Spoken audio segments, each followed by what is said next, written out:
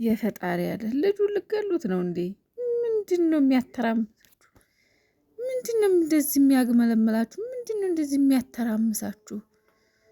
አረ ልጁን ገደላችሁት። በስመ አብ ወወልድ ወመንፈስ ቅዱስ እንዴ! የነ ብዙ የጮኸት ራሱ እኮ ማለት ነው እንኳን አይደለም ራስን ማሳት ሌላ ነገርም ያስደርጋል።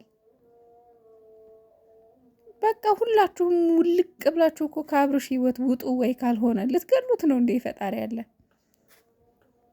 እኔ የሚገርመኝ ሄርሜላ ለምን አትውጭም ከነዚህ ልጆች ህይወት? ማለቴ ለምን አትውጭላቸውም? አብርሽ እንደሆነ ሩታን ነው የሚፈልገው። ሚስቱ ሩታ ናት። አንቺ የመጣሽው ለድራማ ነው።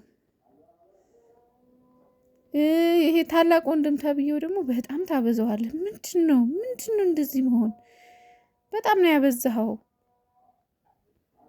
በፈጣሪ ያረ ልጁን ገድል። ሌላው ይቅር ጩኸታችሁን ቀንሱለት።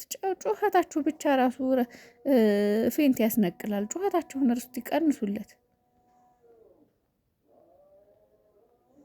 የምር አሳዘነኝ ግን በእውነት ማለት ነው። በጣም ያሳዘነኝ አብርሽ የምር ማለት ነው።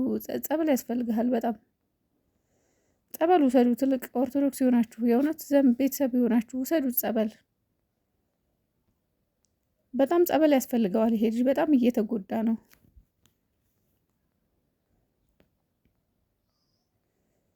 እንዴ። ምክንያቱም በቃ ግራ ገብቶታል። ታውቃላችሁ ሄርሜላን አልፈልግሽም እንዳይል ለሄርሜላ አጉል ፊት ሰጥቷታል። ሩታን ማጣት አይፈልግም፣ ይወዳታል።